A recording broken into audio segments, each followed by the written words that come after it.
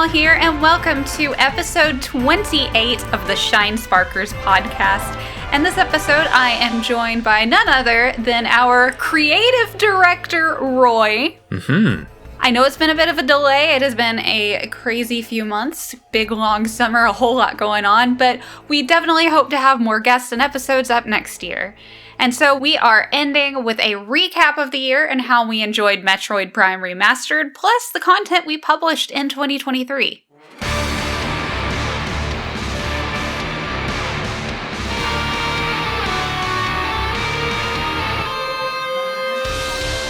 All right, so for this topic, we want to look back at the year and share some of our favorite content. But why don't we start with Roy? Why don't you talk about your Ascension creative director? Yes, we didn't make an announcement about it at the start of the year, but as of this year, I am creative director of Shinesparkers. Late last year, Darren decided that he wanted to take a year off, minimum, in order to pursue some other hobbies. He originally created the website in 2010 and has been leading it for, what would it be, 13 years? Yeah, 13 years. This would be year 13, yeah. So he wanted a break from it. Rest assured, everyone, he's fine. He's doing great. I talk to him every day, and he's still around on occasion if we need help. He was also, as you'll remember, in the last episode with Kid and Krista. So, yeah, I've been in charge of the site so far. We had our meeting a couple of days ago, and I don't know, do you think I'm doing a good job? I think you're doing fantastic. Well, thank you. I'm excited for what we're going to get up to next year, and I'm also excited for the last couple of things that we have to publish in 2023. All right, so this year we did some pretty cool content. I think one of my favorites was definitely getting to do the podcast with Kid and Krista. It was so great getting to talk with them. They were just full of so much really cool information and just great people to talk to. I also liked the article on the website of famous people that like Metroid, especially the part about Zach Hansen liking Metroid, because I'm a little bit of a Hansen fan. A little bit. Yeah. I did try to get him on the podcast this year, but I couldn't find a direct way of contacting him. Yeah, I don't know a good way to contact him other than just being like, I mean, I could rush him at a concert. I don't think that would go over well. Security might tackle I'd have to fight off all the other girls that are trying to do the same. Yes. But I did just see him in concert like a couple of days ago. Oh, nice. I also really liked talking to Kid and Krista. That was a lot of fun. We've had interviews with a lot of cool people, starting with Bruce Hunt, who directed the Metroid Fusion commercial. He happened to have a high-resolution version of it, as well as a director's cut with a couple of extra shots. So he gave that to us. We put it on YouTube, and it's now our biggest video. Most views, like over 100,000 or something. It's ridiculous. We also interviewed Nathan McGuinness, who directed the Metroid Prime 2 commercial, Matthew Nightingale, who was a 3D artist for Metroid Prime Pinball, Leroy Strauss, we just published, who was a character and environment artist for Metroid Prime 1 and 2, and it will probably be out by the time this episode is out, but I was also able to find the director of the Japanese Super Metroid commercial, Yasuro Kanamaki, and I got an interview with him as well, which I'm particularly proud of, mainly because it took months to find out how to contact him. But that's just impressive that you were able to get a hold of him and get him to do it, period. Yeah, I guess that goes to show I'm a good investigator. Detective Roy on the job. Yeah, something like that. All of those interviews were due in part to an investigation that I was doing this year to find all of the actresses who've played Samus in games, commercials, and other media. Many of them have never been identified, and one of the things that is most important to us is preservation and recognition of people's work. We've seen with Dread and Metroid Prime Remastered certain developers not being credited as they should have been, or not at all. And it's important to us that we call that out whenever we see it and make information available as to people's actual contributions and make sure that people who were never named get their chance in the limelight. So I was pretty sure that I got lucky with the actress from the Other M commercial, Lenka Volfova, who we interviewed last year. Yeah, that was a fun one. Yeah.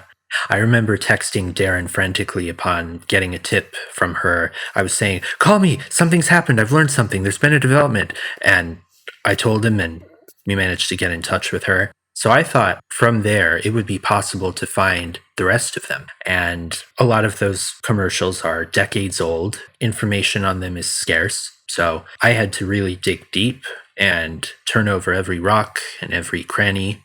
And I managed to find all but 3 of them so far. That's pretty impressive because that's a bunch of Samuses out there and managed to find all but 3. And like you were saying with like the whole not crediting things, and that's really common in the acting world to not get credited on smaller projects. Especially commercials. And, absolutely. And what I found is that a lot of actors don't even see their commercials. They don't see it. A lot of times they don't even know what they're auditioning for until like they get to record. And then there are instances where if you're not credited, you sometimes can't even use anything from that. You can't even like acknowledge that that was you because of some weird stuff that like studios will do. But I've heard of that happening, of people being like, we were never officially credited, so we can't really say we were in this. Yeah, that's common in games as well. Yeah. Which is a really unfortunate practice, and it should change. Absolutely. And hopefully the more we talk about it, the more that it will. Yeah.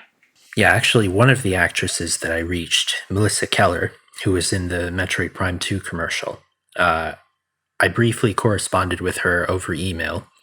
She didn't remember the commercial at first because it had been so long and she had done a lot of them around that time. For that reason, she probably hadn't even seen it. But I gave her a link and I said, this is what it was. All she really did was walk down an alleyway, but the lighting and the way she was sort of composing herself really set up the atmosphere for the commercial. So we are going to do an audio drama. We're doing something new this episode. We're going to do a partial reading of the Super Metroid comic. I'm going to be playing Samus and Virginia. Roy is going to be Houston and Rodney. And my husband, Dan, will be Old Bird. This place is a ruin. It's time to clean house. I remember this place well. I used to visit Zebes long before the rise of the pirates. The bird people have always been peaceful, but the pirates are a warring race. They're through picking on passive creatures, because I'm ready to rumble. Let's fight! Animal! I'll get you! Ugh. Samus, energy ball. What are you doing here, Houston? Collecting pirate claws and looking out for you. Thanks, but I can take care of myself. You didn't seem to mind the energy capsule I passed to you. Of course I gave it to you because it wouldn't have done my suit no good. I have a feeling this battle ain't gonna get any easier. You're telling me. Ridley and who knows what else are still waiting deep in the tunnels of Zebes. I'd understand if you left Houston. Zebes is a dangerous planet. Thanks, Samus. I'll keep that in mind. Here we go. Good job. I wouldn't mind some help here. What do you mean? You blast them before they're even in my sights. At least I can gather the gleanings for the bounty. Yeah! What a shot. I'll earn a small fortune with these. Get real. I don't have time for carcass collecting. There are pirates to pulverize. Why don't you get out of here? Samus, watch out! Oh! You okay? I don't need your help. Samus, I may not be a hero, but I know how to work a trap. The great bounty hunter is caught in a hunter's trap. I should have been more careful. Ugh. This don't look good. Wait here. Got it. Almost there. Okay, let's go. Wait, we're leaving behind your pirate claws. Never mind that. We gotta get you help. Your ship. I hope I can figure this out. Set the coordinates for 33,600 by 12,568. That's not HQ. They can't help me with this. You doing okay, Samus? We're getting close. I'm hurting, but I'll make it. This the place? Oh, can't land. Whoa! Sorry about that. Ugh.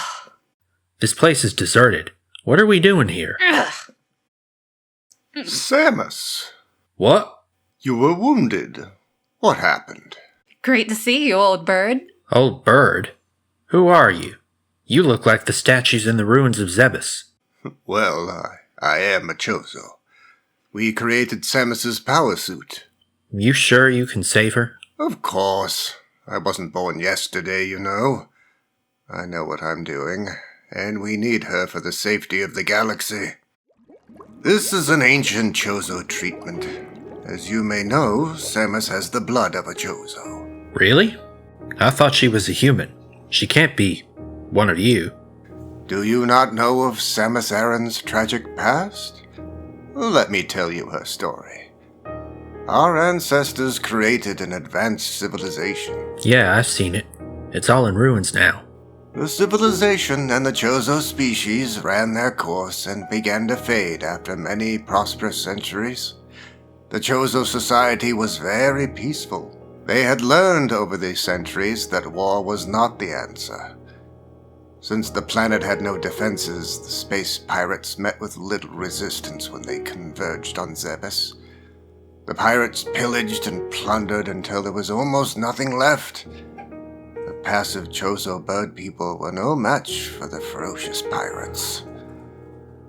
As the pirates took over Zebes, they also attacked an Earth colony on nearby K2L. Run! Hide! The space pirates are attacking. Oh no. Daddy! I hate pirates. Be careful. By the time we had got to K2L, the pirates were gone, and the colony had been destroyed. Look what those evil heathens did. This is devastating. I don't think we'll find any survivors.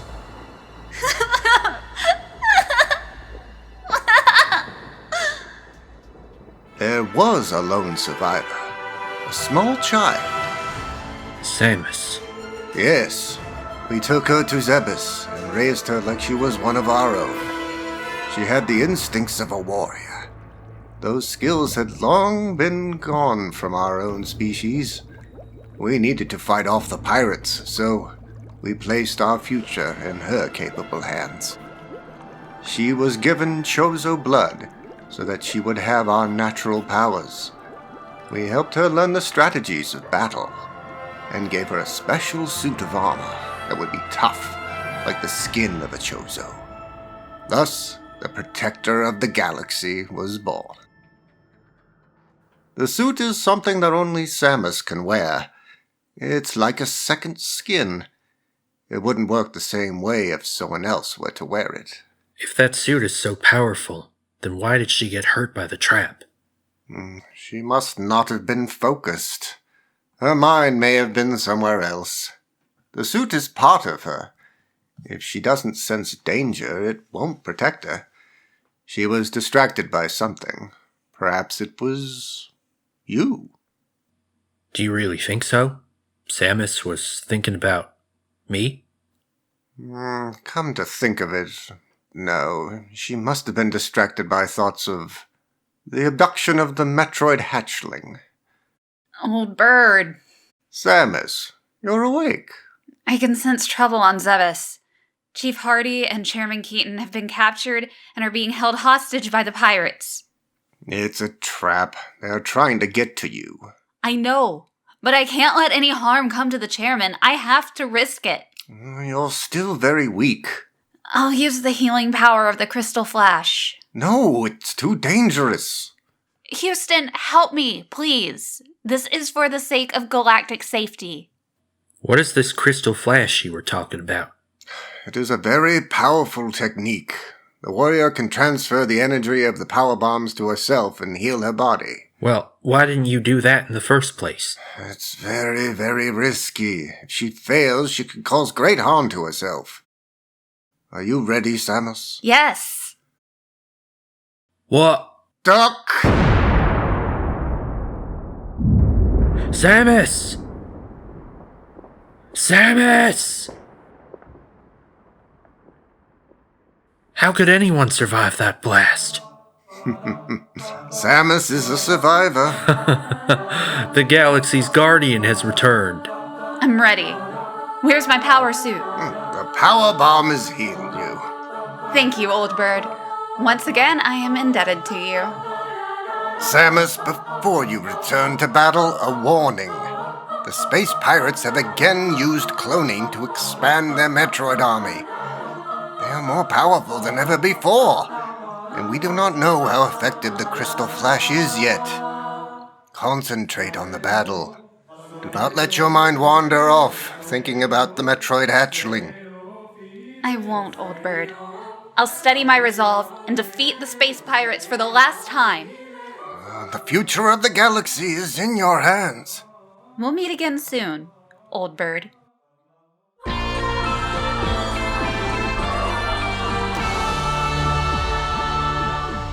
Well, last episode, we asked you guys what did you think of the Metroid Prime Remastered, and here's what you said.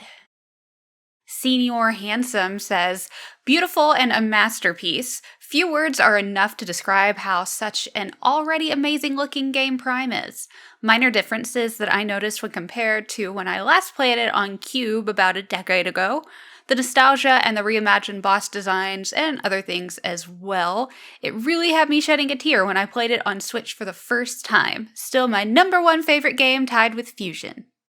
Mewtube HK says, easily still the best looking game I've played on Switch, and a prime, pun may or may not be intended, example of what the console is truly capable of running when enough passion and care, something most devs and fans alike have really taken for granted with the Switch.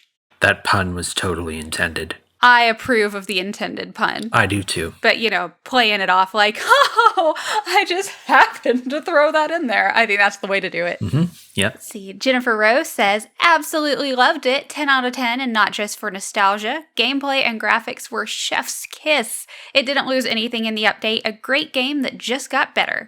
Something that made me happy was with the trilogy re-release, they had... You might remember that when you're charging each beam, it has this special effect on it. Like the plasma beam has these glowing embers, the wave beam has these electrical currents, and the ice beam freezes over. So they had to take that out for the trilogy, but they added it back in the remaster, and it's even better now. Like the whole arm cannon freezes over, and it's excellent. It is super pretty. I just love how pretty it is. It was so funny. There was somebody playing it at GameStop not too long ago while I was in there. And I was just looking at it, just like, oh, that's pretty. And the guy's like, this is Metroid. And I'm like, yeah, I know. I'm just not going to say anything. It was just so funny. Like, this is Metroid Prime. Like, really? I've never heard of it ever. Okay. Yeah, I'm just, in here looking at the pretty game. Yeah. You should have told him that, yeah, I know. I am the host of a popular Metroid podcast. See, I do that sometimes. Yeah, sometimes I do that, and sometimes I just play dumb. That day I just felt like playing dumb. Yeah.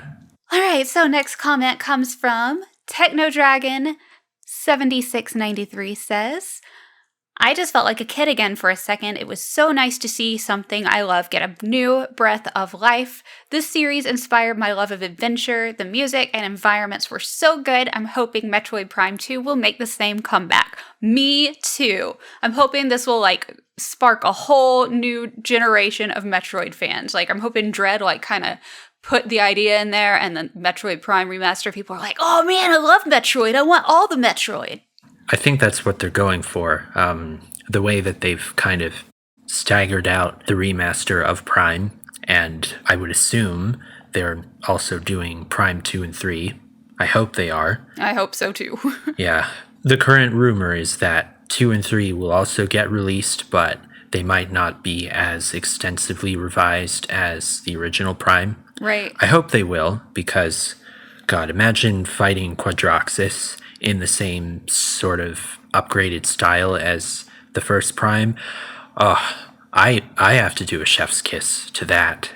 and they can fix Zero Suit Samus's face at the end of Metroid Prime 2, because if you haven't seen that, it's pretty horrifying. How about they just replace it with my face and I'll be the official Zero Suit Samus? Yeah, they should do that. I like that idea.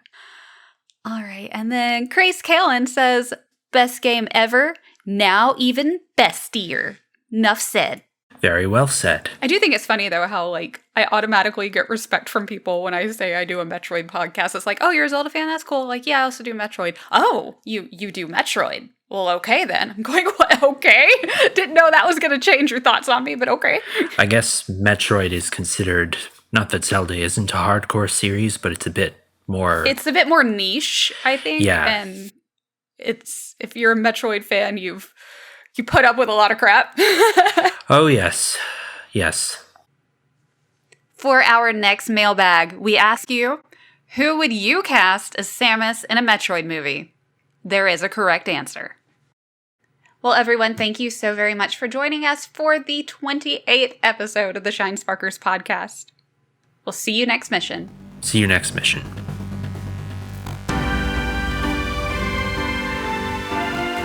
And so we are ending this with And I'm also excited for the last couple of things that we have to publish in 2023. I'm sorry, say that again. I was like looking through getting on my own notes together. I'm very disturbed at the lack of freckles on Samus. She should have at least a few.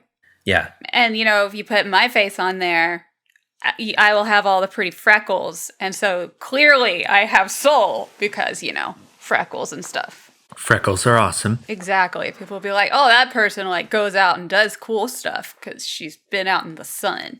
Information on them is scarce. Samus, watch out! Ah! Let me try that again. Oh! And we need her for the safety of the galaxy. Do I make the bubbling sounds? No, that'll come in post. You do not know of Samus Aran's tragic path. No, do you not know? Oh, do you not know? And it's Aran? Aran, yeah. Okay. Do you not know of... By the time we had got to... I don't think we'll find any survivors. Am I a little kid crying here? Yeah. Maybe they do a live-action Metroid movie and they cast Meghan Markle as Samus because she has freckles. No, they cast me as Samus. There's only one person allowed to play Samus, and that is me. Yeah, that's true. Plus, Megan is done with acting. Well, there we go. And I'm not. I'm ready. Where's my power suit? The power bomb has healed you. Oh, I want to do that like Frozone. I'm ready. Where's my power suit? Where's my power suit? I put it away. I need it. Why do you need to know? You tell me where that suit is, old bird. You ain't off to go and do some daring do. This is for the greater good. I am your old bird. I am the greatest good you're ever gonna get. All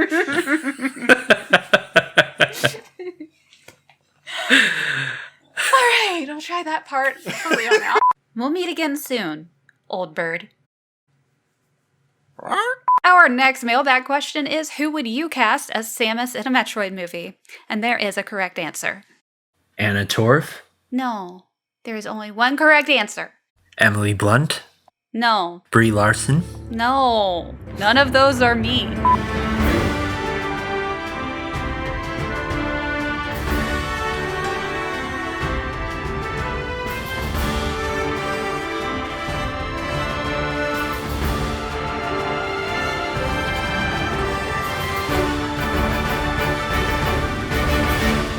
This podcast was edited by Stephen Wells, with music from Maserati, Dr. M64, Kenji Yamamoto, Martin Leung, Sam Dillard, and the Video Game Music Choir, and additional sound effects and music from SoundSnap and Nintendo. If you enjoyed what you heard, we hope you'll consider following us on social media. We're on Blue Sky, Facebook, Instagram, YouTube, and Twitter. For the latest Metroid news, community features, interviews, and other exclusive content, visit our website, shinesparkers.net. See you next mission.